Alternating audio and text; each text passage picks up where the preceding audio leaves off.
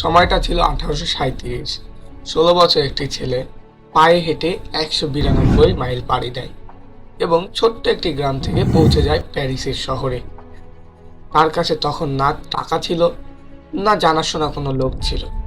তার একটাই স্বপ্ন ছিল যে দুবেলা খেয়ে পড়ে বেঁচে থাকা। সে এই জন্য কাজ খুঁজতে থাকে।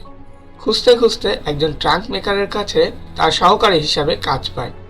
হ্যাঁ, ট্রাঙ্ক, যেটাতে আগেকার ট্রাভেলাররা তাদের কাপড় চোপড় জিনিসপত্র নিয়ে ট্রাভেলিং করত। সেই কালে সেই ট্রাভেলারদের একটি অনেক বড় সমস্যা ছিল যে তাদের ট্রাঙ্কগুলো অনেক সময় ভেঙে যেত, কারণ তাদের ট্রাঙ্কের যে উপরের অংশটি ছিল সেটা রাউন্ড শেপের ছিল।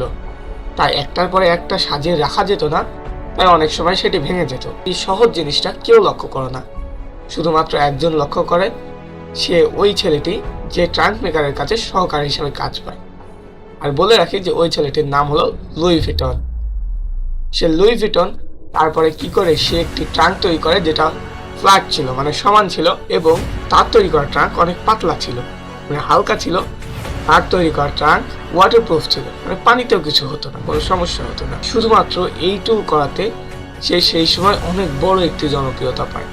তার ট্রাঙ্ক অনেক জনপ্রিয় হয়ে যায় ট্রাভেলারদের মাঝে। তার ট্রাঙ্ক বেশিরভাগ ব্যবহার করত রাজা এবং অন্যান্য বড় বড় ধনীরা, তাই সে আরো বেশি জনপ্রিয় হয়ে যায়।